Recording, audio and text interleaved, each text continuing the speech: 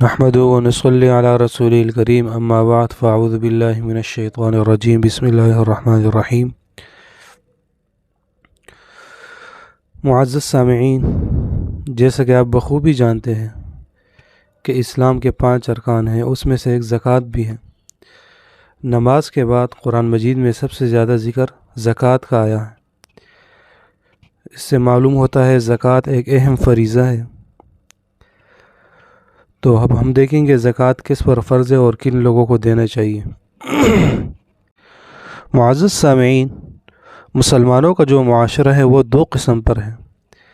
ایک وہ ہے جو مالدار لوگوں پر مشتمل ہے، اور دوسرا طبقہ وہ ہے جو غرباء پر، غریب لوگوں پر مشتمل ہے۔ تو اسلام کا حکم یہ ہے کہ مالداروں کو چاہیے کہ ان غریبوں کو زکوٰۃ دے۔ تو ماشاءاللہ سے مسلمان اس پر عمل کرتے ہیں کثرت سے، بڑی اچھی بات ہے۔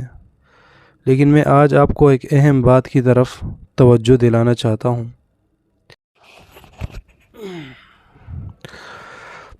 تو جب ہم مسلمانوں کے مالدار اپنا زکوٰۃ نکال کر غریبوں کو دیتے ہیں تو ظاہر ہے سب مسلمان یہ سمجھتے ہیں کہ معاملہ برابر ہو گیا، کہ مالداروں نے اپنی زکوٰۃ نکالی اور غریبوں کو دے دی۔ کیا مسلمان معاشرے میں کوئی بچا ہوا ہے جس کو کچھ دیا جائے؟ تو آپ کہیں گے نہیں، بالکل نہیں، یا تو غریب ہیں یا مالدار ہیں۔ مالدار زکوٰۃ دیں گے غریبوں کو۔ تو میں آپ کو آج اسی بات کی طرف توجہ دلانا چاہتا ہوں کہ مسلمانوں کے اندر اور مسلمان غرباء کے اندر آپ بخوبی جانتے ہیں کہ وہ لوگ بھی ہیں جو سید ہیں، جو خاندان رسول صلی اللہ علیہ وسلم سے تعلق رکھتے ہیں۔ تو کیا ہمیں انہیں کچھ نہیں دینا چاہیے؟ آپ کہو گے وہ زکوٰۃ نہیں لے سکتے، وہ ان کو ہدیہ دینا چاہیے۔ جو نفلی پیسے ہیں، ہدیتاً پیسے، تحفتاً پیسے، آپ ان کو وہ دو۔ جس نبی کی امت میں ہم پیدا ہوئے، جو تمام انبیاء کے سردار ہیں، مسلمانوں کے مالدار اپنا زکوٰۃ نکال کر غریبوں کو دیتے ہیں تو ظاہر ہے سب مسلمان یہ سمجھتے ہیں کہ معاملہ برابر ہو گیا، کہ مالداروں نے اپنی زکوٰۃ نکالی اور غریبوں کو دے دی۔ کیا مسلمان معاشرے میں کوئی بچا ہوا ہے جس کو کچھ دیا جائے؟ تو آپ کہیں گے نہیں، بالکل نہیں، یا تو غریب ہیں یا مالدار ہیں۔ مالدار زکوٰۃ دیں گے غریبوں کو۔ تو میں آپ کو آج اسی بات کی طرف توجہ دلانا چاہتا ہوں کہ مسلمانوں کے اندر اور مسلمان غرباء کے اندر آپ بخوبی جانتے ہیں کہ وہ لوگ بھی ہیں جو سید ہیں، جو خاندان رسول صلی اللہ علیہ وسلم سے تعلق رکھتے ہیں۔ تو کیا ہمیں انہیں کچھ نہیں دینا چاہیے؟ آپ کہو گے وہ زکوٰۃ نہیں لے سکتے، وہ ان کو ہدیہ دینا چاہیے۔ جو نفلی پیسے ہیں، ہدیتاً پیسے، تحفتاً پیسے، آپ ان کو وہ دو۔ جس نبی کی امت میں ہم پیدا ہوئے، جو تمام انبیاء کے سردار ہیں، جس نبی کے اتنے احسانات ہیں، جس نبی نے ہمارے لیے اور اس امت کے لیے اور اللہ کی رضا کے لیے غربت میں زندگی گزاری، جس نبی نے ہمارے لیے پتھر بھی کھائے، زخم بھی کھائے، لوگوں کی طعنیں بھی سنے، سب کچھ سنے، لیکن اپنی امت کے لیے ہمیشہ دعائیں کی۔ اس نبی کے اتنے احسانات جو ہم کبھی اس کو زندگی بھر، اور ہماری ہزاروں زندگیاں ہم اس کو پورا نہیں کر سکتے۔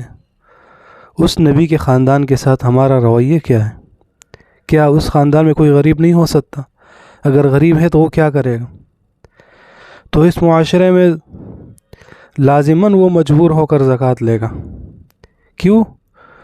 لوگ زکوٰۃ کے علاوہ پیسے دیتے نہیں کسی سید کو۔ تو ہم کیوں سو چکے ہیں؟ کیوں ہم بھول گئے ہیں کہ اس نبی کے جس نبی کے اتنے احسانات ہیں ہم پر؟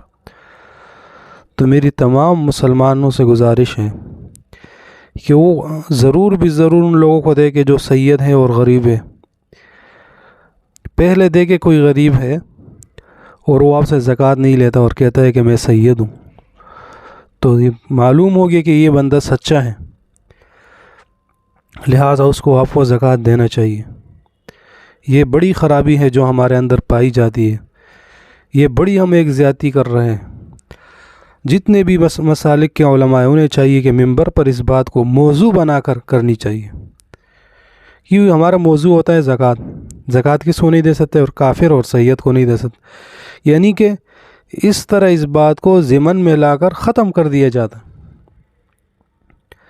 ایک ہی ردی ٹوکری کے اندر کافر اور سید کو رکھ دیا جاتا ہے اور بات ختم کی جاتی۔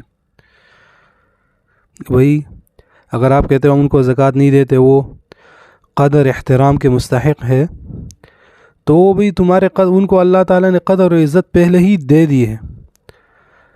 اب اگر تم ان کا قدر و احترام کرنا چاہتے ہو تو ان کو تحفتاً ہدیتاً پیسے دے دیا کرو تاکہ انہیں زکوٰۃ کی طرف جانا نہ پڑے۔